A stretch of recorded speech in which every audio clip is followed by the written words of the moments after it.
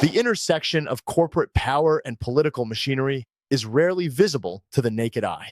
It usually operates in the quiet hum of boardrooms, the dense text of legislative writers, and the discrete transfers of capital that grease the gears of governance.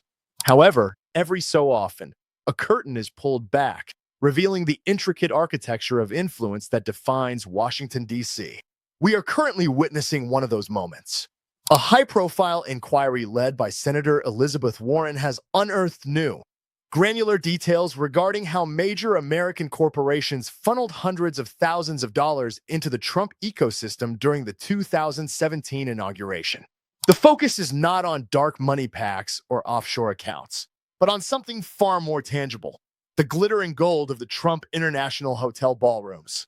According to recent reporting from Fox News, this investigation has brought to light specific financial commitments from titans of industry, specifically AT&T, Chevron, and Boeing, regarding their sponsorship of festivities that took place on property owned by the president-elect. This is not merely a story about party planning or celebration. It is a story about the blurring lines between public service and private profit. It raises fundamental questions about access, leverage, and the ethical boundaries of corporate lobbying. Today, we are going to deconstruct this inquiry. We will analyze the strategic calculus of these corporations, the legal frameworks that allowed these transactions, and the broader implications for the integrity of American institutions. We are asking a difficult question. Is this standard operating procedure for a capital city built on networking, or is it a specific, calculated method of financial tribute designed to secure favorable policy outcomes? To understand the gravity of these revelations, we must first establish the historical and geographical context of the event. The inauguration of a United States president is, by design, a spectacle. It is a moment of peaceful transition, historically funded by a combination of public funds for security and private donations for the festivities. For decades, corporations have donated to inaugural committees to gain visibility and prestige. However, the 2017 inauguration presented a unique anomaly in American history. The president-elect retained ownership of a luxury hotel located just blocks from the White House. The old post office building, transformed into the Trump International Hotel, sits on Pennsylvania Avenue. It is a physical manifestation of the Trump brand. In 2017, it became the nexus of the political universe. Unlike previous administrations, where inaugural balls were held in convention centers or public halls, the choice of venue here meant that corporate dollars spent on the celebration were flowing directly into the revenue streams of the president's private business. This created a scenario that ethics watchdogs and political opponents had warned about: the potential for the emoluments clause, or the spirit of it, to be tested domestically. Senator Elizabeth Warren, a longtime critic of corporate influence in politics, launched this inquiry to map the flow of this money. The investigation focuses on the specific packages offered to corporate donors. These were not simple charitable donations. They were transactional arrangements that provided access to the venue, and by extension, proximity to the incoming administration's inner circle. The history here is defined by the tension between the First Amendment right of corporations to express support and the public's interest in preventing corruption. Understanding this tension is key to interpreting the new documents that have been released. Let us transition into a deep dive analysis of the mechanics of these transactions and the corporate strategy behind them. The Fox News report highlights that Senator Warren sent letters to major CEOs, demanding explanations for why their companies spent hundreds of thousands of dollars at the Trump hotel properties during the inauguration week. The responses from these companies provide a fascinating window into corporate risk management and government relations. Take AT&T as a primary case study. The inquiry reveals that the telecommunications giant paid significantly for a premier package.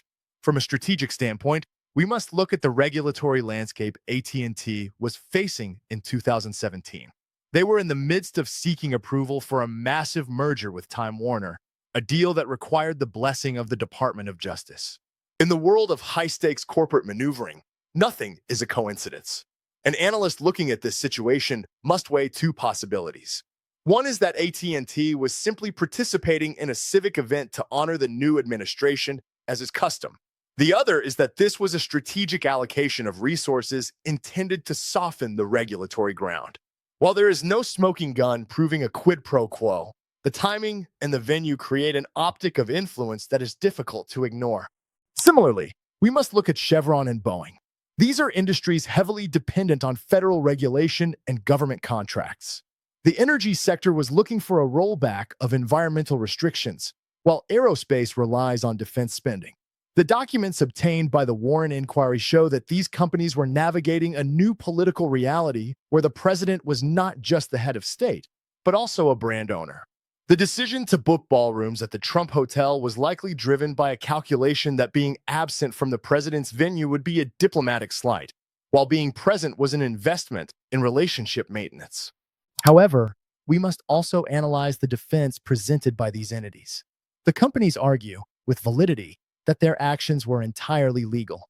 There were no laws prohibiting inaugural committees from spending funds at venues owned by the candidate, provided fair market value was paid. They assert that their participation was bipartisan in nature, citing donations to previous administrations of both parties. This highlights a critical distinction in political analysis, the difference between what is illegal and what is perceived as unethical. The Warren inquiry is attempting to bridge this gap, arguing that even if the letters of the law were followed, the spirit of public integrity was compromised. Furthermore, we must scrutinize the internal communications that often surface in such inquiries. The investigation seeks to uncover whether there was internal debate within these corporations regarding the propriety of these payments. Did compliance officers raise red flags? Was there a discussion about the optics of paying the president's company directly? The answers to these questions reveal the internal culture of modern American capitalism, where the drive for shareholder value often necessitates navigating ethical gray zones in Washington. Let us evaluate the impact and potential scenarios that stem from this inquiry. The immediate impact is reputational. For the companies involved, being dragged into a congressional inquiry regarding political spending is a public relations liability. It forces them to expend political capital defending transactions from years ago. However, the broader impact is on the legislative landscape. One potential scenario is that this inquiry serves as the foundation for new legislation regarding inaugural financing.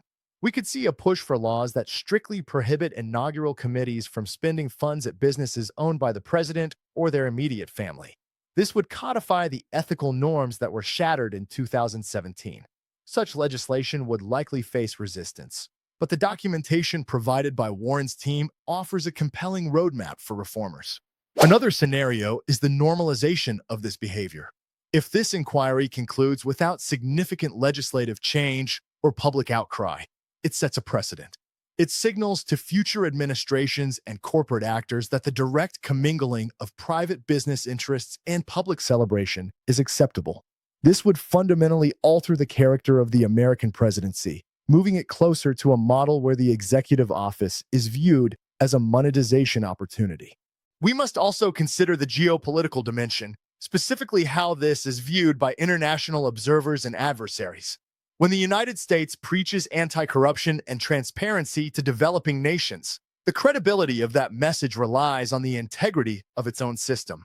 The spectacle of major corporations funneling money into the president's private business, even under the guise of ballroom rentals, provides ammunition to regimes in Beijing or Moscow who wish to paint American democracy as a hypocritical plutocracy.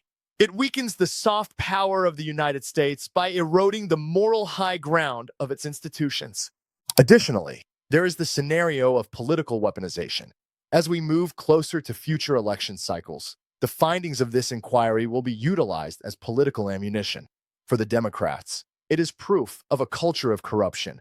For the Republicans, it is framed as a partisan witch hunt targeting standard business practices. The polarization of this issue ensures that the objective reality, the need for clear boundaries between business and state, is often lost in the noise of campaign rhetoric. In conclusion, the inquiry led by Senator Warren into the Trump ballroom donations is not merely a retrospective accounting exercise. It is a forensic examination of a stress test on the American ethical system. The Fox News report underscores that major corporations, acting in their own rational self-interest, identified that the path to influence in 2017 ran through the doors of the Trump International Hotel. Whether this was a distinct form of bribery or simply the cost of doing business in a changed capital is the central debate. We have analyzed the mechanics of the premier packages, the regulatory pressures facing companies like AT&T, and the strategic silence that often accompanies these transactions. We have seen how the emoluments clause was tested not by foreign princes, but by domestic CEOs. The revelation here is that the machinery of influence is adaptable. It flows like water to the point of least resistance. In 2017, that point was a ballroom on Pennsylvania Avenue. The importance of this topic cannot be overstated. It touches on the very legitimacy of governance. If the public believes that policy decisions are influenced by who rents the most expensive ballroom, trust in the system erodes. This erosion is far more dangerous than any single policy failure. It creates a cynicism that undermines the social contract. We must remain vigilant observers of these financial flows. The responsibility falls not just on regulators, but on citizens to understand the economic incentives that drive political outcomes. As we look to the future, the lessons drawn from this inquiry must inform how we structure the safeguards of our democracy. I encourage you to look beyond the headlines and examine the primary documents and the specific arguments made by both sides. Discuss this with your peers. Is the current system of political financing compatible with the ideals of a representative republic? Or have we entered an era where corporate fealty is the prerequisite for political access? If you found this analysis valuable, if you want to understand the deep mechanics of political power and intelligence, I invite you to engage further with this channel. We will continue to peel back the layers of complexity that define our world. Stay informed, stay critical, and never stop asking the hard questions about where the money comes from and where it ultimately goes.